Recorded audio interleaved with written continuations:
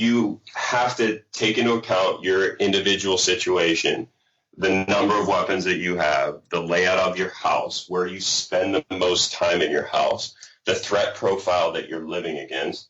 If you live in a nice suburb with very low crime rates, there's a low chance of it being viciously attacked. If we live in a society that's broken down with roving bands of outlaws, that's a whole different story. As a responsible person with growing concerns for your privacy and personal liberty, you want to know where we're headed and what you can do about it. We ask the experts what you need to do to take prudent and responsible action to safeguard your family's wealth and well-being, and what basic first steps will help you to be aware and prepared. ReluctantPreppers.com.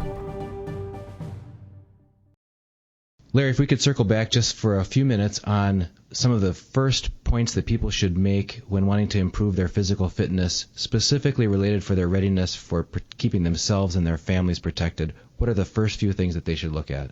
When it comes to physical fitness, you heard me say a couple times functional fitness.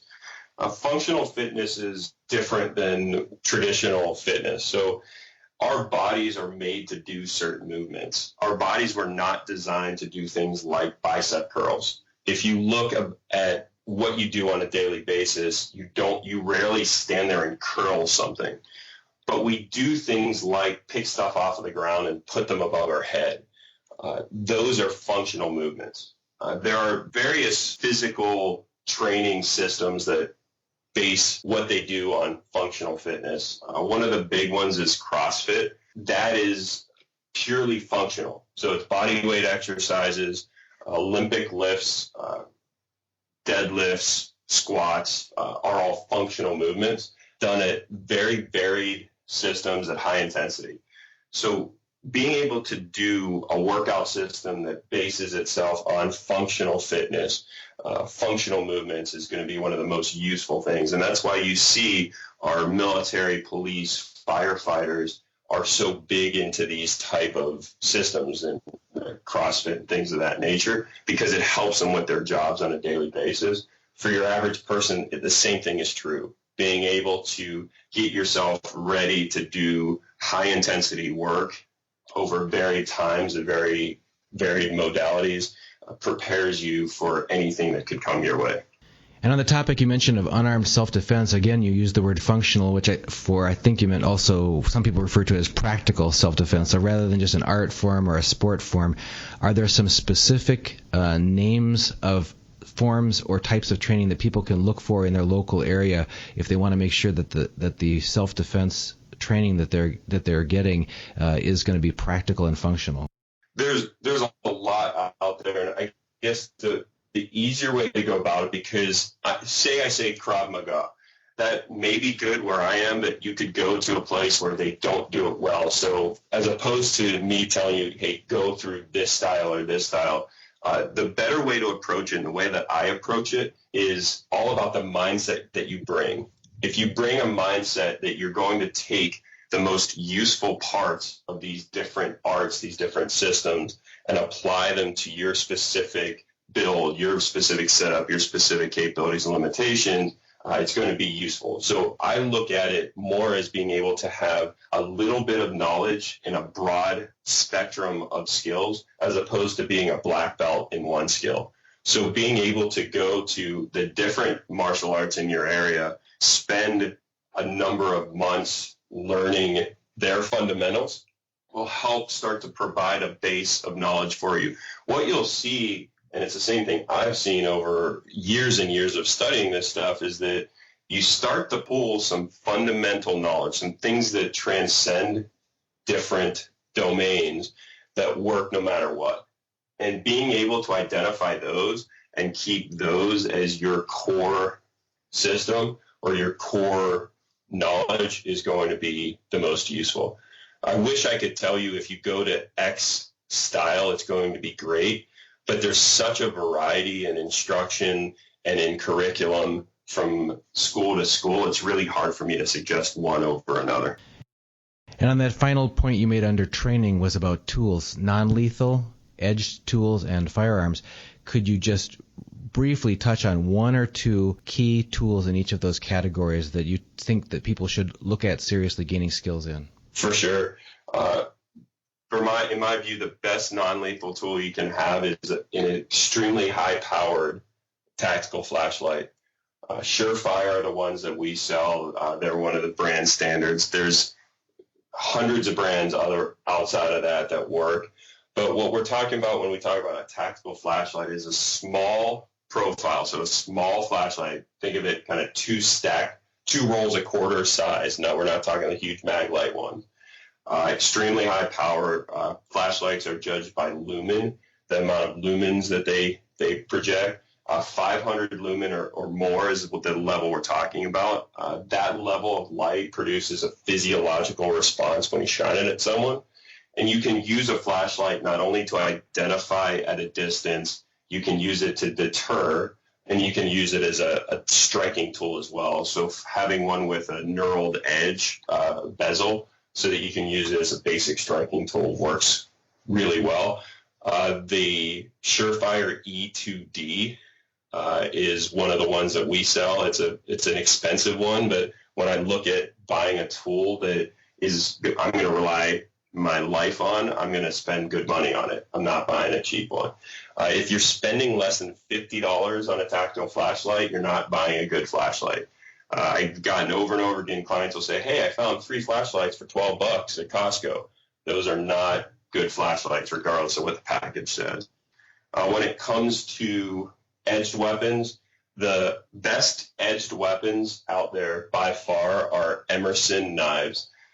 Ernie Emerson has been making edged weapons for the SEALs for over 20 years. They are the quickest opening folding knife in the world due to the weight feature. There's a feature on the top of the blades in the folding knives that catch the edge of the pocket. So as you pull the knife from your pocket, the knife opens. It's quicker than any switchblade.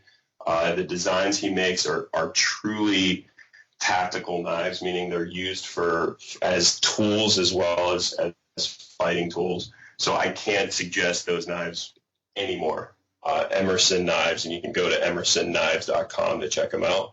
When it comes to firearms, the best home defense firearm is going to be a modern sporting rifle or an AR-15 style rifle. Reason being is it's low recoil, high accuracy, and you have the ability to choose rounds that won't go through walls. Generally, really light, fat varmint rounds are the best, plastic tipped rounds, because they won't go through multiple layers of drywall. They also have AR-15 style guns chambered in 9mm, which can be really good. All of our AR-15s that we make and sell are from JP Arms, based out of Hugo, Minnesota. I believe that JP makes the best AR-15s on the market. There's a couple companies that come close, but I really believe that his cross between functionality and accuracy is unparalleled. But getting a good AR-15 is a really good home defense tool as long as you have the right rounds. Normal ball rounds, your normal rounds will go through 3 or 4 walls. So you have to be careful to get the right round. In general, an AR-15 is better than a shotgun just because of the size factor as well as the ease of use, whereas a shotgun is going to be great for the man of the house, but not so good for the woman of the house. When it comes to pistols, we only sell Glocks. The reason why is that Glocks are the best gun right now for personal self-defense. If something came out that was better, I'd go to it. You can absolutely destroy a Glock, and it's still going to work. Our first prototype Glocks that we had built, we shot 40,000 rounds through and didn't put 1 drop of oil in it, didn't clean it, just straight unbelievable. Take any other gun and put that amount of rounds through, and you're going to have problems. We had to replace the springs at 35,000 rounds, but that was it. So that's pretty much at least as we go. And you can go to sealedmindset.com under our products page and see all of those products. You don't have to buy them from us, but at least you can get an idea of exactly what I'm talking about. Before we let you go, how can people who don't live in the Minneapolis area get more information from the information and training that you provide at Sealed Mindset? A couple couple things. Like I said, my mission after being medically retired was to educate as many people as possible in the United States in the effort to stabilize the country and make sure that the right people have the right education to keep themselves and their neighbors safe. So we've actively worked to be able to provide an opportunity for as many people as possible to gain access to what we do. If you're not in the Minneapolis area, there's two main ways to gain access to what we do. We're about to launch a video training series for handgun fundamentals. So everything that you need to know to safely carry and use a pistol. That video series will be out soon. I'll be in contact with you to make sure that your viewers have access to that. The second thing that they can do right away is we've developed a virtual training system, so we can actually do private firearms training via the web. As long as you have some knowledge around how video calls work, so if you've ever used Skype or Google Hangouts or any of those chat rooms, we have a technology that allows us to teach one-on-one private firearms lessons through the web. So if you have a webcam, semi-fast, kind of normal high-speed internet connection, and some information or at least some experience on how to use Skype and things of that nature, we have a system to be able to train anyone in anything that they would like, pistol, carbine, shotgun. And so if you're interested in that, go to sealedmindset.com and call our front desk line and they'll set you up. Excellent. And we'll make sure that we present our viewers with access to the video series once you have that finalized as well. Definitely. So thank you very much, Larry Yatch of Sealed Mindset, for being our guest today. We look forward to any follow-up questions our viewers may have with you and any information that you'll be sending us on your video series going forward. Thank you for the role and the mission that you have of educating our nation on preparedness and readiness and all the education that you provide. Thank you for having me, and thank you for what you do and being able to provide a means to communicate all of these great lessons to our great country.